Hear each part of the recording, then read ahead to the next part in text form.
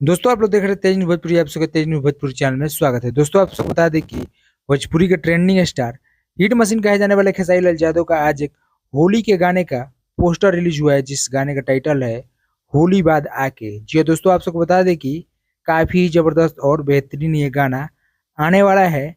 और आप सबको बता दें कि सबसे बड़ी बात कि ये गाना टी सीरीज पर रिलीज होने वाला है, तो आप समझ सकते हैं कि ये गाना कितना बड़ा और कितना जबरदस्त लेवल का गाना होगा। दोस्तों आप सबको बता दें कि इस गाने को लिखे हैं अभिषेक भोजपुरिया जी, और इस गाने में एक्ट्रेस रक्षा गुप्ता आप सबको नजर आएगी, जो कि कमाल का अदाकारा है। और दोस्तों आप सबको बता दें कि इस गाने में बहुत ज्यादा लागत लगाया गया है, और आप सबको बता दें कि काफी तगड़ा लेवल का इस गाने का वीडियो भी आने वाला है।